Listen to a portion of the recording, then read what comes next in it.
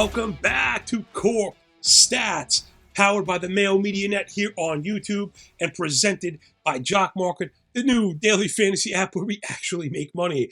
Download it on any major provider for free. Use the promo code MMN. They're going to match the first $100 for free. If it's free, it's for me. And the proof is in that green pudding, man. We have been throwing our weight around the Jock Market because of the granular work that we do. Wow, hard work paying off. What another novel idea. A lot of that going on here at Core Stats, baby. Rate, review, and subscribe to the audio-only pod. I'm not going to ask you for the cartoon like button here on YouTube until I deserve it, and I got a pretty good feeling about to. I hope you had a wonderful weekend as we all kind of make this shift into football. I had Dalton Del Don on the football show. Check out the fantasy football picks and bet show, man. Me and him chopping it up. He's a big-time contrarian, so am I. As far as football goes, we're drafting around the clock, getting ready. That football show going to be kicking off.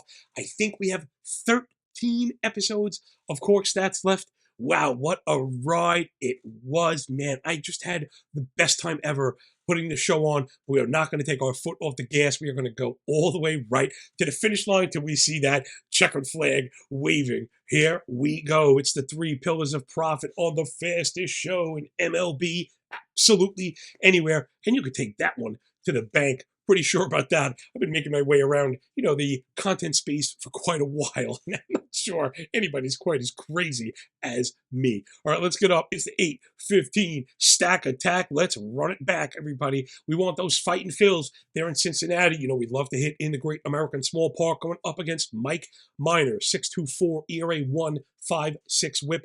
OPS north of 900, all the things we're generally looking to get after. The FIP and deserved ERA both north of 6, kind of validating that very poor ERA. The 19% K rate is too low. For a 10% walk rate, that's too high. He doesn't induce enough chases, gets forced into the zone. 90% in-zone contact rate, right? Once we start to see contact rates anywhere above kind of 88 or 90, then you could start looking for quality of contact, right? It's generally no accident. When a pitcher has a very high contact rate inside the zone, you'll usually see that, the low swinging strike rate, the inability to force chases, and then having to go, inside to kind of challenge once behind that 1-0, 2-0. Those are very dangerous counts for a guy like Minor. Once he puts it in the zone, 50% fly ball, 12% barrel, more than a 10% blast rate. Again, that's the ideal subset of barrels. Really the stat you want to be looking for. That's equaled more than 2.5 home runs per 9. It's been an abject disaster for Mike Minor. The Reds have just completely surrendered, which is really a shame, right? They started so terribly and then started picking up some steam. They started getting some stuff going. Brandon Drury started hitting, call up a couple guys.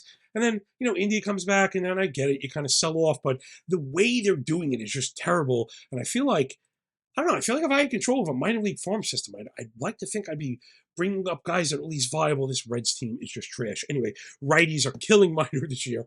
306 BA and a 1024 OPS on the season against the vast majority of hitters. That's just not going to do it. They've also hit 14 of 18 home runs. The problem is, really, it's a 2-pitch approach, so it's a fastball that's junk. 42 use, 523 X-Lug, only 12% whiff, right? If you're new here, welcome aboard. Hope you're going to stick around as we transfer over to football. That's my triple slash for individual pitches. People got to be very careful when we talk about pitches, I think, as we learn more about the ball and flight and shape and all these things and how much they matter. I think it's time for a new descriptor. I'm going to be trying to do this in the off season. I have something cooking to try and come up with a way to grade pitches, maybe a little bit better than we have. And it's not to knock P-Val. I've just found that singular number doesn't really do it. We don't really know what it means. We don't really know what goes into it. So again, if I use a triple slash, that's usage, X-Lug, whiff rate. Knowing how often it's being deployed, how hard, not just how hard it's being hit. That's why X-Lug is so important, right? Because it's EV plus launch angle, more important than batting average. We can get into why so another day. And then whiff rate, again, something that's separate from contact. Like a pitcher can have a very high barrel rate, but they could still have swing and miss stuff. We have a pitcher that is actually going to check those boxes. So the triple slash on the fastball is junk. The other pitch you see, the changeup, is also junk. 30% use, 461, 7 home runs. It was 4 home runs on the fastball. So you put them together, what do you got? Bibbidi bobbidi boop, of course. 72% use, a plus 500 X slug, and 11 home runs on the only 2 pitches he throws. So let's go get him. Give me Reese's Pieces Hoskins year to date against lefties, 119 plate appearances, 51% hard hit rate. That's 95 miles an hour with a 16% barrel rate. Gotta love that. And then our hitter triple slash, right? The reason why triple slashes work, again, a small tangent. A single number doesn't really do much. 2 numbers help, but any 2 numbers make a line. 3 points is where you begin to get validation, right? If 2 numbers match, it's probably valid, but you always want to look further. 3 points in a line is a very good match. When they're off, that will give you an idea that something is awry. All right, so our triple slash, the official Cork Stats degen, right, the degenerative gambler triple slash here is BA ISO OPS. Remember, ISO counts extra base hits rates. OPS counts walks, which don't count for total base hits. So when we're playing Jock Market, BA, OPS, those things absolutely matter. Also, plate appearances, probably the most important thing for Jock Market. Though, of course, whenever we're looking at individualized hitter play, prop plays, any of this stuff, plate appearance is the only thing that matters, right? You can't score from the dugout. You can't score points from the dugout. But really why it matters in Jock Market is because it's not just opportunity. There's inherent reward. A plate appearance gets a half a point. And a half a point could literally be the difference between a negative and positive return. So that's when being on the road, hitting in the top third, trying to guarantee that 9th frame, of course, really matters. So there's the nuance and the context you get at Cork Stats. So 296, 1004 OPS. Hoskins killing him, 400 expected WOBA, 15 extra base hits, 6 home runs against lefties. Key him up today. Also, Adam Baum, 120 plate appearances on the year. So there's also annual stat against lefties. 46 hard hit, 11% barrel. His triple slash a bit gaudy as well. 349 BA, 229 ISO, 970 OPS. These are a pretty good example, this pairing right here, of how to deploy it. Again, I give you the hitter model scores. We have people playing daily. We have people playing prop plays. We have people playing base hit plays. We have people playing Jock Market and other of these daily sites. So it's more than just the name, because the name is viable in certain places and not other ones. Let me just give you an idea of what we're talking about. So Hoskins, 296, 296. That 296 ISO, the one in the middle, is at nearly 30% extra base hit rate. So if we get 4 plate appearances, we should be able to go over 1.5 total bases. When it comes to somebody like Baum, he has the 350 BA with the lower 220 ISO. That's maybe someone for the base hit play, right? More so than the total bases and less home runs. So, but 12 doubles. So there is a bit there. Baum would probably come down to the rest of the calculus for me. The pricing, the placement, though with Hoskins having the stronger ISO numbers and power numbers, I'd be looking for Hoskins in the power basket, Baum in the contact basket, and then let's tack on one more for our daily stack players. It's Gene Segura. He's back. I just wanted to center on the left-handed fastballs. Remember, Minor throwing it at a 40% clip, so he's going to see at least a handful of those today. He has a 92% contact rate, so he's getting a stick on it. 23% barrel. I mean, what more could you ask for? He's almost hitting everything he sees. A quarter of those are barrels.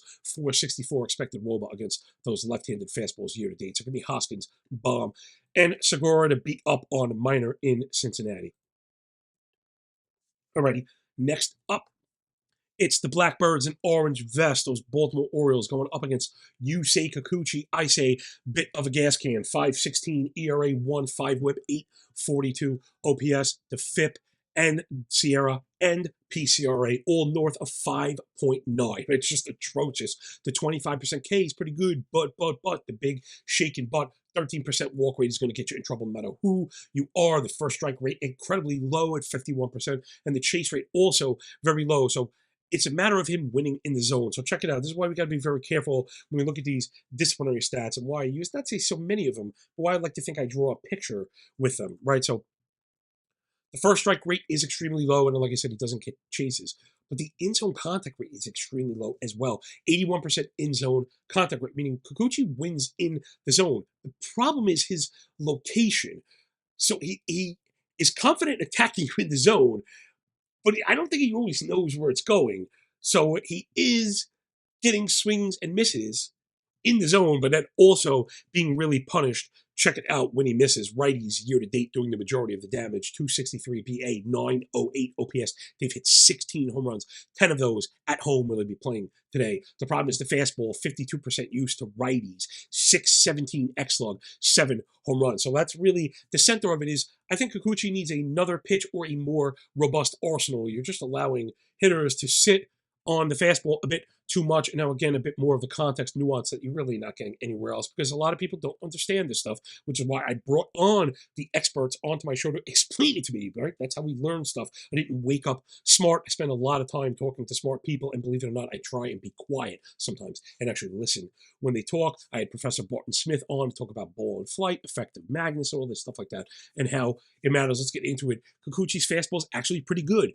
13 inches of vertical drop is right around the average. It's not bad, but it's not great, but it's also not bad, right? You want it that number lower. You want less vertical drop. You want it flat, kind of flattened, of course. That way you can throw it up in the zone to keep it away from the stick. He also has 11 inches of horizontal run, that arm side run. Very important. That's an excellent number there. So the fastball itself is not bad. The problem is the location and the usage. So this will be something we'll be looking at in the offseason where Kikuchi is going to be a good candidate for a person to take a step forward again. I know we've heard this song and dance before, but it really is the case. So, but for the time being, while he's forcing a fastball to righties, let's go get him. Santander against lefties, last 65 plate appearances, 47 hard hit, 15 barrel. Check out the triple slash.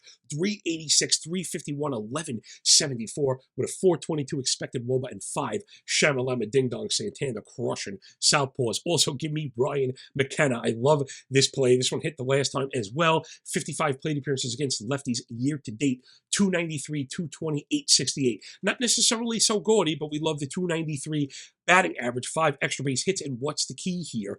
McKenna has led off the last 2 games against lefties. So he's like a purely platoon player. And now we're seeing more and more teams that do this. They have specific platoon guys, and they end up leading off. The books are not on top of this. So right now, McKenna's hit prop was like minus 180. He's a perfect candidate to pair with somebody else. I don't like to pay that kind of juice, but if I were to pay that kind of juice, that minus 180 is like a total smash. We're going to get a 300 hitter in an excellent spot, and he's leading off, and he's on the road. I mean, that's every single thing you could ask for, and they have an implied team total over 5. So, McKenna's in line for like 5 or possibly 6 plate appearances leading off. I think we're getting a hit. I mean, he should get a hit.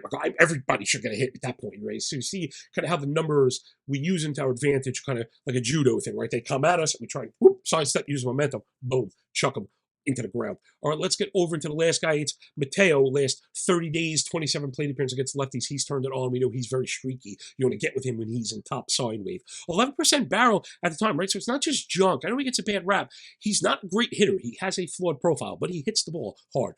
360, 280, 1047 OPS, 4 extra base hits in those 27 plate appearances. So you can get with Mayo. Keep an eye on his pricing in Jock Market, especially. He gets that tag of being kind of toxic and all that stuff. So he's a guy we like to back. When he's cheap, he will go with a smash and grab, right? He'll homer and steal in the same game, get those plate appearances. That'll get you to the top of the line. The problem's been the placement. I think he's batting 7th, so it's hard to pay any kind of premium. Last note on that, excuse me, as we talked when we mentioned Jock Market. So we were killing Jock Market to start the year. Then we kind of nosedived a little bit. I got beat up by weather, but also we lost a bit because they started to split the slates, and I didn't properly adjust my pricing. If you noticed, it's now reflected on the bottom. I had $5.55. Now I'm down to $5. Yeah, it doesn't sound like much, but it matters. Lowering my threshold by 11% has made a difference. Again, and when they split the slate, you need more points because more players are on the slate. You have more of a chance to get backdoored by garbage hitters. That's the stuff we want to look for.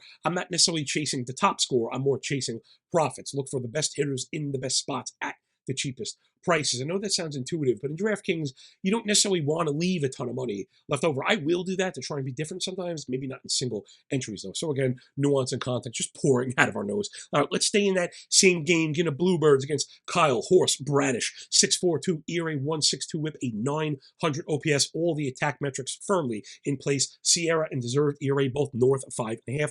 10% swing strike, 49 first strike. That's just a terrible pairing. You got to get ahead more than half the time. And if you fall behind, you got to induce chases, which he does not. He's forced in the zone, and that number is above 89. So again, right, see the story, how we read it. It's the lack of swing and misses and the inability to induce chases that allow us to get to the contact metrics. You don't want to just jump to barrel stats. It's just not enough. Bradish does keep the ball on the ground, 44% hard hit rate. Generally not something we're going after, but, like big shaking butt, like garden hose soapy water butt.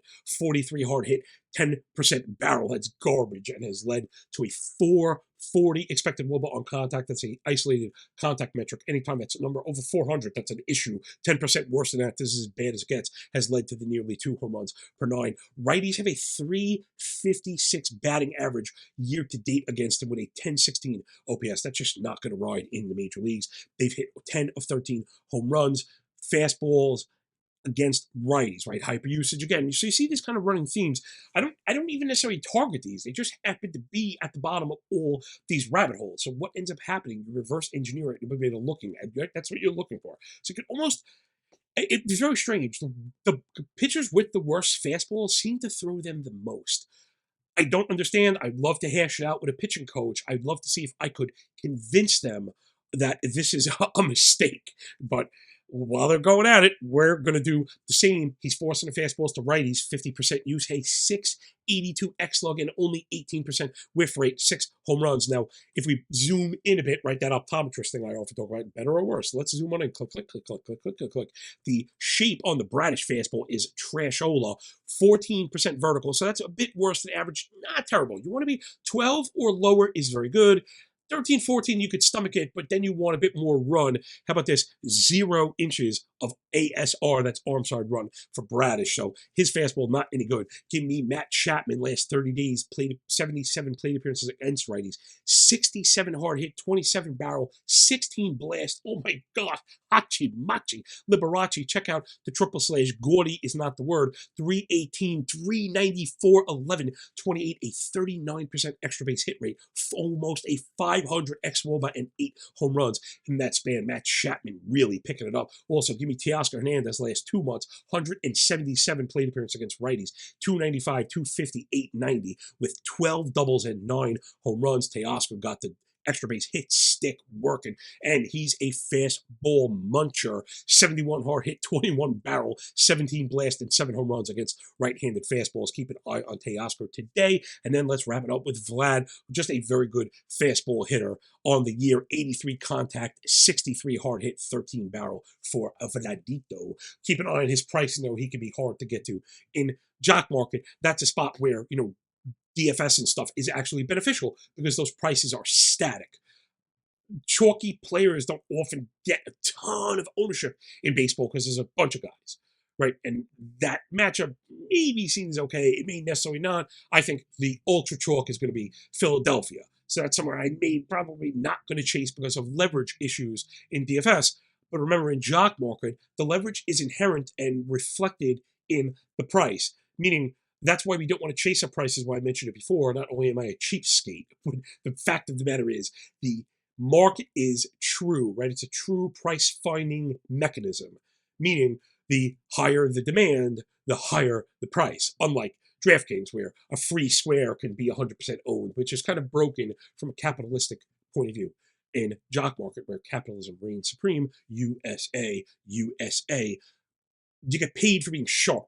And you also get paid for pulling the plug when it gets too expensive. And that's been the other part of it, right? So part of it is making money. The other part of it is avoiding losing money. And hopefully when we add those things two up, we get in the black. If that didn't earn a cartoon finger, I don't know what will. Give me the like button, rate, review, and subscribe to the audio only pod. The biggest thanks you could give us for a season full of hard work. I mean, you could put on the first show of the day, other than maybe noticing the production value has gotten much better now, is we're bringing the energy, bringing the smoke. We have not taken our foot off the gas. I'm going to redline this bad boy. We're blowing out the tires before we pull over to rest. Know what I'm saying? So please hook us up.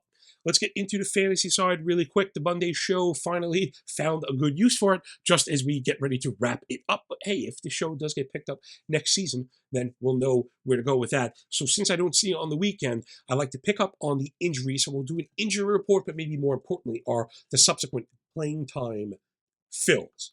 Right, so of course, for every action, there's an equal and opposite reaction. So for every loss, there must be a gain somewhere.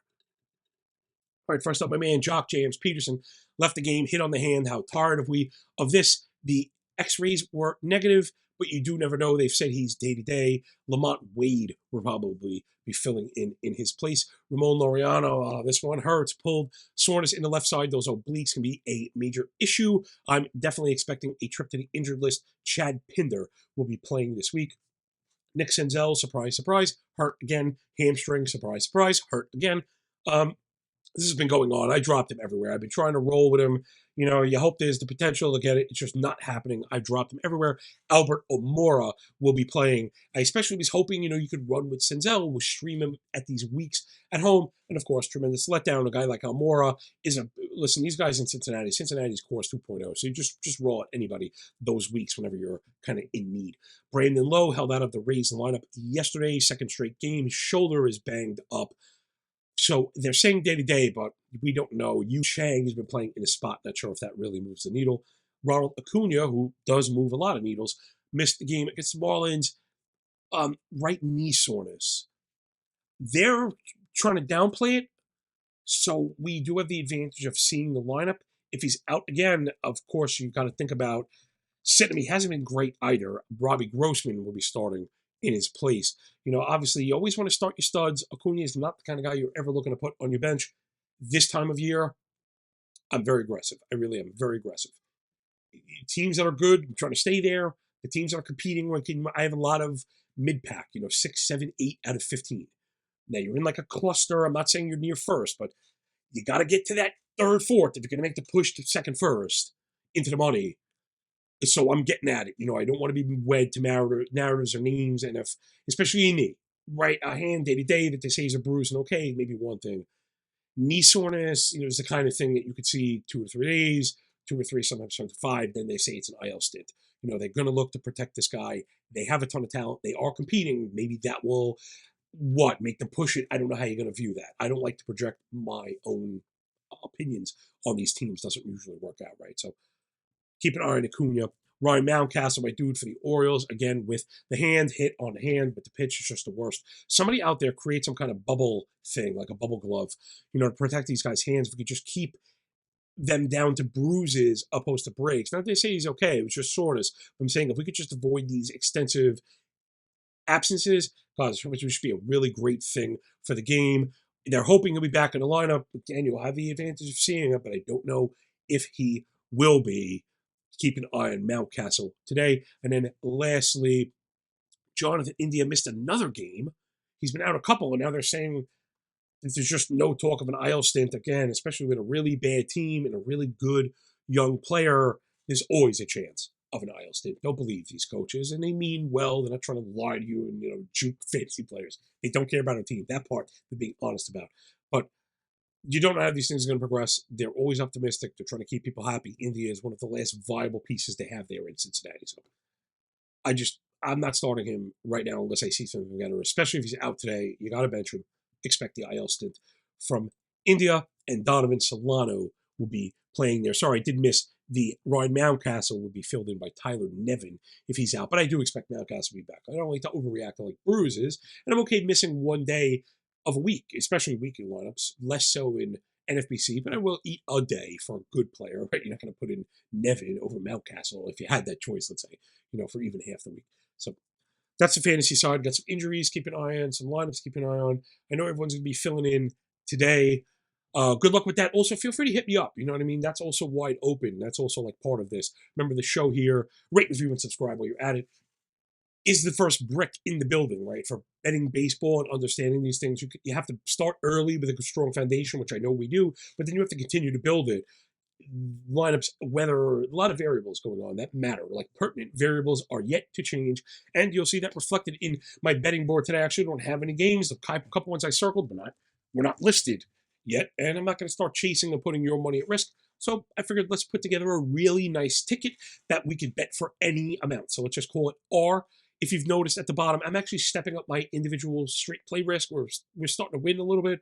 So now I'm getting in. It's so late in the season to be hitting this, but we weren't doing well. And I never accelerate risk into a downturn. I literally never do that. I don't believe in do. I actually believe the other way. Once it starts raining, I expect a nuclear winter to happen. And then that's when I really buckle down, get in my process, stay on the risk, And in fact, I'm being completely honest with you people, we did so poorly at one stretch that if I wasn't doing a daily show, I would have, closed it down for a couple days. Nothing wrong with that. You don't have to bet every day. You absolutely don't. But don't get me wrong, I believe in all this stuff. We just don't get outcomes. I mean, the CLV we have printed is things people should be singing stories about. You could literally spot grab any single graphic we've put up all day, all year, and go back test it against the closing price. We are 30 cents or better in front of everything every day, half a runs in front of lines. It is that proof is in the pudding. That's why I do not care. Like, come at me, shout out the haters. So listen, you're gonna go broke fading me eventually, you know what I'm saying? So all right, this one we already did the analysis, so give me a chance to talk some smack, some much needed smack.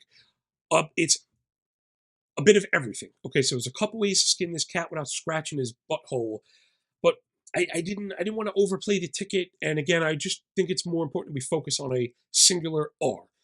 Whatever you're comfortable with, that's part of your daily risk plan. Even if your Cork Stats bets are part of a larger plan, and maybe Cork Stats accounts for a quarter of your R for the day, take that number, whatever it is, and let's split that and make this piece profitable. Okay, let me explain what I'm talking about. So we have Matt Chapman over 1.5 total bases. We have Anthony Santander over 1.5 total bases. We kind of did the analysis, right? Santander just killing lefties on the year, 386, 351, 1174. My triple slash, 5 home runs. He's been crushing them in those last 65 PAs. So total pop for 2 bases. Love, love, love the price. I was actually looking to pair the base hits. We'll get into that in a second. But when you see the strongest plays, and again, they were the strong total base plays. It was a strong average with strong ISO, aggressive hitters in good spots with juicy, juicy, juicy totals. Why do I mention that? Because if you now take R, split it down between Chapman and Santander, we only have to hit one. Let's say we're going to split it in half. You only have to hit one, and you have a minimum 25% gain on the venture. Minimum. Beautiful. If Chapman is the one that hits, you have a 45% gain on the venture, and that ain't bad. I know gamblers have these ridiculous expectations, and that's generally why the average person fails. It's not because they're bad at picking winners. Like, am I good at picking winners? I do not pick the future. I believe my model is very good at sniffing out inefficiencies in the market, but that's about as far as it's going to go, and then it has to play out. You know what I mean? I make no bones about that, right? My skill to pick winners is probably my 6th best skill as a handicapper. I mean, and that's fine. I'm okay with that. When process, methodology, discipline, IQ, fortitude, when these things are the ones at the top of the list, that's the stuff that's going to translate into profit more than, I pick winners. It just sounds ridiculous. Also, be careful of handicappers touting records. Like, if records don't matter, who's touting? Why don't you tout records? Like, that's almost like you're showing your ass to me, touting your record, especially last 2 weeks. Oh man, 8-2 last 2 weeks. What is that supposed to mean? Unless you're trying to tell people, you understand the natural sine waves, and you're saying get in the sine wave, before it goes down, opposed to I don't even know. Like I said, I don't know what that's supposed to mean. I mean, tens of thousands of bets. What the hell does 10 of them mean? I know 8. I cannot wrap my mind around it, but that's just me. So remember, you compare these two guys for a beautiful, beautiful profit. The reason I stuck the home run parlay at the bottom is that profit could also cover the home run parlay. So let's work that in. Let's say we have $100, could be 10, could be 1,000. Okay, well, that's why I like to use percentages. It applies to everybody. And remember, I was the $2 bettor, so I don't like when people speak down to those people as if you must bet this, you must bet that, or you're a cheese or a corn. No, you're understanding the business. You bet whatever you need to that you have the capital for to stay within your discipline. That's what matters. Again, those are very, very poor. That's very poor advice. The totals matter. Totals don't matter. Percentages matter. Process matters. Process begets percentages, which begets profit, which begets, me yelling at a computer for my living instead of having a regular stupid job. So if you tack in the home run parlay, now 20-1, both of these guys were just ringing for the home run model. It's tough to play home run props, right? You're going to get, let's say you're going to get yourself in trouble, but we know it's a risky venture. You're chasing things that are plus 350 for a reason, right? That has to be understood. No matter how good we may be at optimizing it, right? Maybe we're cut to 350 down to 220, but you got to get still 220. If you have $100, let's say you can play 45-45. Hitting one still makes a profitable venture. Minimum 15%. Opens up the door if you get to 2 home runs to really bust you out. And that's a pretty good way if you're like I don't want to say novice, just if you're, and it's not simple like Simple Jack. It's simple like simplistic. We draw X, we look for profit, we just let it run. Some people build more complex tickets, and we have people doing that, looking for the totals, F5 totals, all those tools. I put out hat tip to Patty Mayo for giving me the ability to do that. Maybe saying goodbye to those in 13 days. I don't know. It just is what it is. We'll see. I'm over my skis right now. My workload is just crazy, but, I'm never going to give up until I actually collapse. But so the home run's going off at 20-1 allows you to potentially then double up the whole venture. And that's really it. And yeah, you could say, but what if you hit the 2 home runs? Yeah, but you could chase the 2 home runs for 20 days and not hit it and end up in the red.